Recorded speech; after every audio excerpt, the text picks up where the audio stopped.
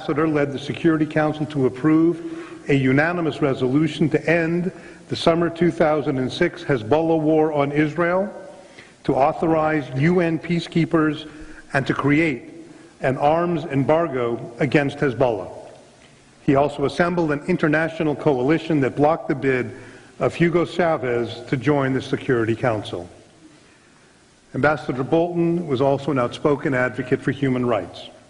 While serving at the UN, he arranged the Security Council's first deliberations on Burma's human rights abuses, and he invited actor George Clooney and Nobel laureate Elie Wiesel to brief the Security Council that September on the Khartoum regime's mass murder of non-Arabs in Darfur, Sudan. His previous positions include Assistant Secretary for International Organization Affairs at the Department of State, Assistant Attorney General, Department of Justice, Assistant Administrator for Program and Policy Coordination, and General Counsel for the U.S. AID, Agency for International Development. He has authored Surrender is Not an Option, Defending America at the UN and Abroad, and his other book is How Barack Obama is endangering our national sovereignty. He will be signing books after the lecture. Currently, he is of counsel at Kirkland & Ellis and serves as Foreign Policy Senior Advisor to AEI, the American Enterprise Institute. Also, he is a contributor to Fox News, and his op-ed articles appear in journals and magazines and newspapers throughout the United States. He was born in Baltimore, graduated from Yale University, and received his JD in 1974. He lives in Maryland with his wife Gretchen, and his daughter Jennifer Sarah is an investment banker in Hong Kong. He recently returned from an overseas trip, came to Los Angeles primarily just to be with us this evening. Ladies and gentlemen, it is my honor to introduce to you Ambassador John Bolton.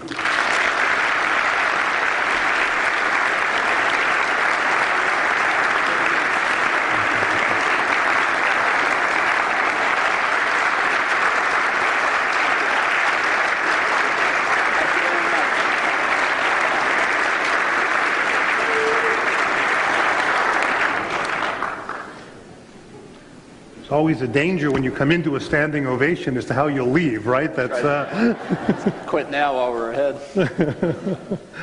Thank you again, Ambassador, for being with us. There are a number of different areas that I look forward to discussing with you this evening. I hope we'll get to as many of them as possible. Certainly want to speak with you about the world of diplomacy, also about specifically Iran and Israel, to talk with you about the United States, both foreign and domestic, as well as your take on some of the presidential candidates. But let's start with something we don't get to hear too much about, and that's John Bolton, the man. One of the things that both your supporters and I suspect your detractors have to both agree upon is that you have certainly showed courage in standing up to some very, very bad regimes. I'm wondering what influenced you. Was there a particular book or a person or a writer that shaped your thinking in that arena? Well, I think it's hard to distinguish particular causes for how you behave in later life. But looking at what I did in the State Department, I think you can trace a lot back to being an undergraduate at Yale in the late 60s. Well, I was a conservative then in a very radical period and very outnumbered. That was true at the Yale Law School as well. So you had the option of either being very quiet or speaking up, and I'm not particularly shy, so I wasn't inclined to be quiet. And in that environment, you have to be prepared to be a minority voice. And I don't know to what I'd attribute the decision to keep talking instead of remaining silent, but having thought about it a little bit, when I grew up, my father was a firefighter for the city of Baltimore, He had never graduated from high school, neither had really very many people in my family. And, you know, every day my father would go off to work, and certainly my mother understood that we might not see him at the end of the day. And he never talked about it, refused awards from the city of Baltimore because he thought it was his job. And I expect that that example probably had a significant influence on me. If he could get up and do that every day, I could certainly argue with a bunch of half-assed kids at Yale.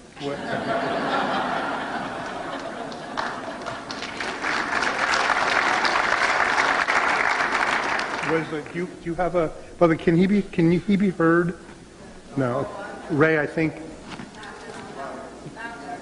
maybe we might want to switch the microphone on this side of his tie, honestly, because he's facing us. Can we? Was there a particular book, by the way, that influenced? Do you have a particular favorite book or author? Going to get some technical assistance here. Did religion play a part in your life? Well, it certainly played a part, although I think in a fairly conventional way up to a point. And the point came when I was 11 or 12, whatever the age was, when I was raised as a Lutheran. When you weren't preparing for your bar mitzvah like the other kids? No. I was supposed to be preparing for my confirmation, which is the point I'm coming to here. And in the Lutheran Church, there were different kinds of churches. I was in what was called the Missouri, at least I've been raised in what was called the Missouri Synod. And it's the sort of high, right. I mean, for Lutherans, it's what they would call a high church.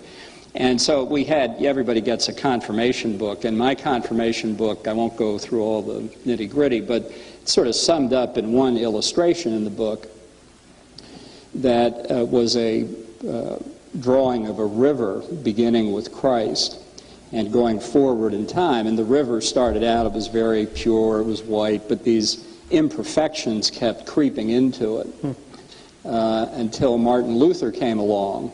And this is the Reformation, obviously, and split the stream. And the Catholic Church continued on its polluted way, but Lutheranism split off, and it was just as pure and as white as it was back at the time of Christ. And I looked at that and said, this is not even close to reality. And it wasn't that I had Catholic sympathies, I just couldn't buy that sort of approach. And so I was never confirmed as a Lutheran or anything else for that matter. We have membership available in our synagogue. There's a lot of people who'd be happy to claim you, Ambassador. Let's turn then to the issue of diplomacy and foreign affairs. Did you aspire to work in government or in the world of diplomacy early on in life? Well, again, in high school I thought about joining the Foreign Service at one point. I thought about a variety of things like that, but basically I had concluded as an undergraduate I wanted to be a lawyer, and so I went to law school after a break for active duty in the National Guard. I went to law school and then went to work in Washington in a private law firm. And I really, at that point, never assumed that I would do anything other than practice law. I didn't really think I would go into the government. And that was the course I followed up until 1980, when Ronald Reagan was elected, and I was not going to miss the fun at that point. Now, I remember reading that you were very involved, the Goldwater campaign, were you not? That was the first campaign that you got actively involved in politically. So let's turn. You go from not having necessarily diplomatic aspirations to reaching, in a sense, almost essentially the top of the heap, to become the ambassador of the United Nations. Before I ask you of your experiences at the UN, let me ask you a general question. What do you see as the primary role of the United Nations? Well, the UN is a huge, sprawling organization. That's part of its problem. It has many different pieces that do many different things, some of which it does well and does well quietly, others of which it doesn't do well at all. A lot of the specialized agencies of the UN system do very effective work, do it behind the scenes, are not politicized, you don't hear much about them. The parts of the UN that really don't work at all are the political decision-making bodies, the UN General Assembly, the Security Council, the Human Rights Council, bodies like that. So for the United States today, as opposed to the United States of 1945, I think the principal objective is to keep the parts of the UN working that perform specialized functions, and to use the rest of the UN where it's possible to advance American interests, but otherwise it's more an operation in damage control than anything else. I want to read to you something, to the audience, something that you said, a description of yours from the book regarding the UN. You wrote that the UN, which had so metastasized, so far away from the 1945 drafters of the UN Charter, had in mind that the organization was almost recognizable. And later you write, increasingly it was a sounding board for anti-Western and specifically anti-American criticism used quite effectively by the Soviet bloc and its accessories. What happened? Why did it go from this 1945 ideal to becoming so anti-American, so anti-Western? Well, fundamentally in 1945, it was founded on the illusion that the prevailing coalition of World War II would remain an effective alliance in the post-war period. And indeed, if you look at the Atlantic Charter or a lot of the statements and propaganda from the U.S. side during World War II, they talked about the United Nations. That was the name of the anti-Axis coalition. But it was obvious as early as 1946, 1947, that Stalin had very different objectives than the United States and its other allies. It was obvious to some well before that, but it certainly became obvious in the first few years after World War II, and the result was that the Security Council, which was intended to be the principal mechanism to maintain international peace and security, was gridlocked almost from the start. And that meant that the great issues of the period after 1945 were not being resolved in the Security Council. And indeed, the dominant issue of our time, the Cold War between the U.S. alliance on the one hand and the Soviet Union and its satellites on the other, the UN had no role in whatsoever.